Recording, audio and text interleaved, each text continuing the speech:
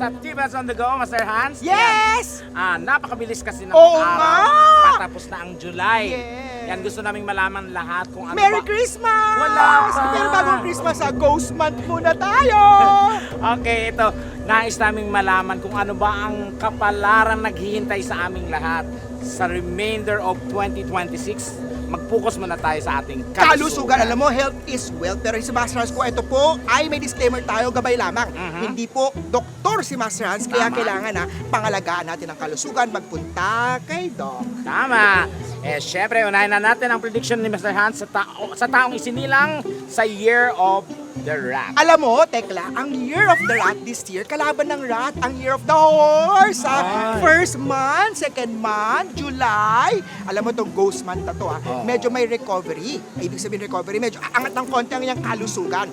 Ang mga Year of the Rat, dapat i-manage ang stress, ang pressure, may mga bagay-bagay na hindi natin kontrolado. O if you're Correct. Year of the Rat, let go, i-accept, at magpapangalagaan ang kalusugan. Okay, bongga. Ito naman, Year of the Ox. Alam mo, ang ox sa kalusugan sa 2026 natin, ang remainder ng mga Year of the Ox at rat is mag-best friend.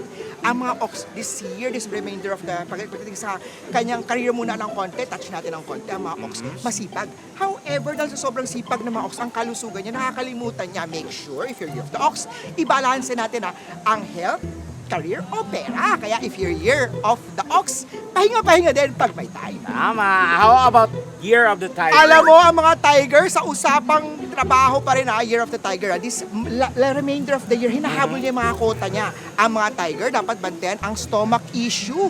Make sure niya, mga stress worries ng mga tiger ay nag-increase sa acidity sa kanyang tiyan. Ay, Kaya if you're naku. Year of the Tiger, dapat iwasan natin masyadong acidic, masyadong mga napagkakalimutan natin pagkain ng on time. Importante ang mga tiger, Tama. kumain sa tamang oras. Palapas ng gutong, ika nga. Yes. Ito, Year of the Rabbit naman, Master. Ang mga Year of the Rabbit, alam mo ba, this year, remainder of the year ng rabbit, especially papunta na tayo August, autumn na yan Papunta December, winter naman yan. If your Year of the Rabbit this year, active sa romansa. Ay, bongga. Gusto ko yan. Ay, marami siya. Pwede ba lumipat sa Year of the Rabbit? Ano yan? Year of the Rabbit, marami silang mga romance na meet kung saan-saan.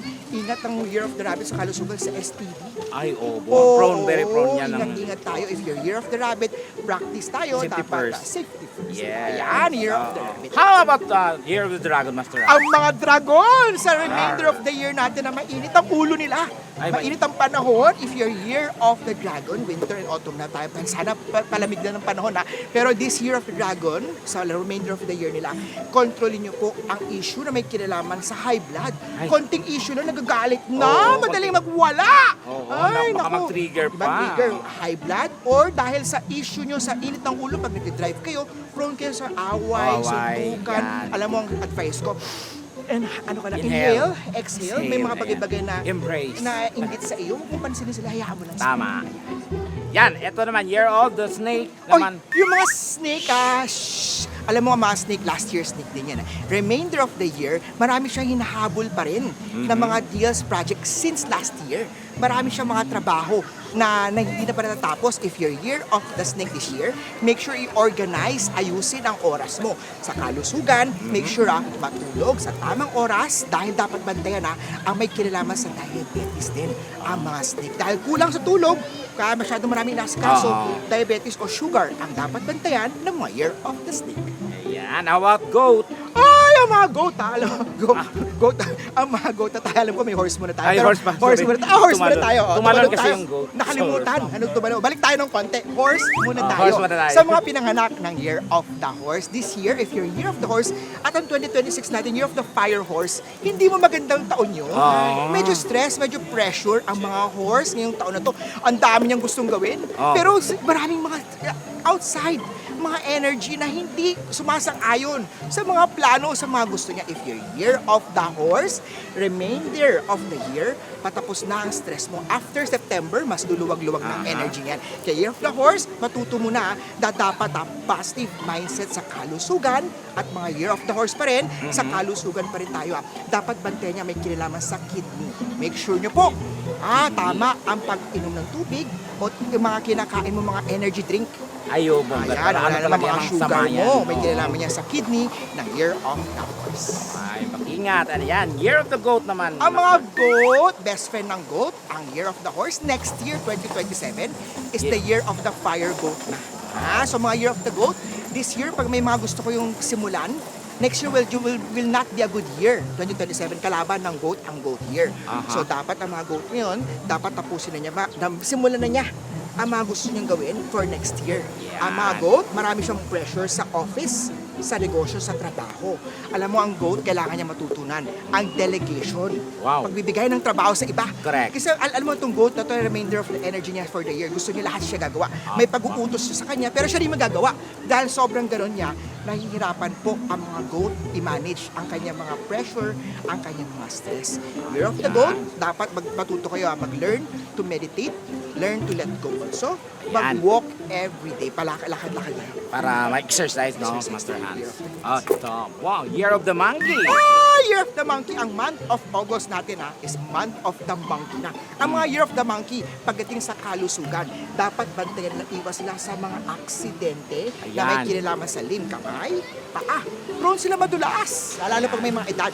Year of the Monkey, ang cure natin dito Make sure nyo po ang northeast direction nyo po ng bahay o bedroom nyo po ay maganda maglagay tayo ng metal element dyan para maiwasan ang mga Kontra. illness o sickness o accident star sa Year of the Monkey. Monkey. Ayan, Year of the Rooster. Rooster! Alam mo mga rooster ano sila marami silang sinasabi. Prone sila sa trabaho na magkamali sa mga fake news, mga kuryente, sa mga maling balita, mga chinismis, gossip. Dahil dyan masyadong emosyonal. Ang Sensitive. Sensitive. Ang mga rooster. Alam mga rooster, this remaining months sa 2026 ng mga rooster, dapat po kalma lang po. Huwag putak ng putak. Yes. Huwag Kalma lang. patulan ang mga bagay-bagay na hindi Yan. nila kontrolado o yung mga naiingit sa'yo. Hayaan mo lang yung mga bashers mo. Yan. Kill them with kindness. Yun! Oh, yan. Eto naman, Year of the ano naman tayo? Dog. Doggy! Ang mga doggy, Man's best friend. Man's best friend yan. Best friend, good friend din po. Ah. Ng doggy ang Year of the Horse. Marami siyang achievement, success, remainder sa kalusugan ng mga Year of the Dog. Ituloy lang. Yung positive na, mo, ang Year of the Dog this year na to, first few months niya, is very active siya. Nagsimula na siya, gusto niya maging masipag, maging sa Active. trabaho niya, sa pahinga niya. Go, push lang. Make sure lang po na bumisita agad sa doktor mo. Dahil may nakita akong liver issues sa mga Year of the Dog. Wala naman major dyan. Pero kung maagapan, mas better. Yan ang mas prediction natin sa Year of the Dog. Ayan, eto na, Year of the Pig. Oy, yung mga Year of the Piggy. This remaining Oink. months natin. Oink, oink! Yung mga remaining months. Ang mga Year of the Piggy ngayon, dahil marami ang party, pa-winter, autumn na kasi medyo energy. Ang ng Year of the Pig ngayon is marami siyang mga socialization, mingling, maraming parties, handaan, fiesta and everything. fiesta, ayan na. Mga anniversaries. Kailangan bantayan ang cholesterol. Ayun. Ay, pwedeng kumain, pero May tikim-tikim lang. Yung konti mga lang. gamot nyo po, make sure nyo po sa diabetes man yan, cholesterol man, BP man yan, take it on time. Muli po ito po yung mga gabay lamang. Magpunta kay Doc, pangalagaan ng kalusugan, dahil health is wealth. Yes, maraming salamat, Master Hans. Eto, saan po namin kayo maaring mapuntahan or makontak ng ating mga katibats para magpa-consult? Yes po mga katibats, maraming salamat Tekla for having Master Hans Kuwa.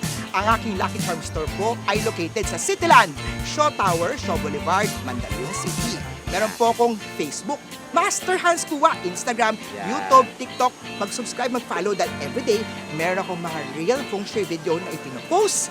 Active na active po ako sa lahat ng social media. Master Hans Kuwa. Ang mga services ko po ay tarot, baraha reading, astrology, based sa birthday mo, feng shui ng bahay, feng shui ng pisina, yan po pinaka-expertise ni Master Hans Kuwa, pure-blooded Chinese, nag-aral talaga para sa feng shui. Lucky date selection, bago magsimula ng kontrata, lipat ng bahay, pagpakasal. Importante yun. Importante, ang maswerteng pesa. Guidance. Master Hans Kuwa, mag-message lang po kayo at kita-kita tayo. Maraming salamat, Tekla. Thank you, Master. Thank you po, Ang mga dami kids. nating natutunan ngayon, ano? Yes. Mo tawa mo saya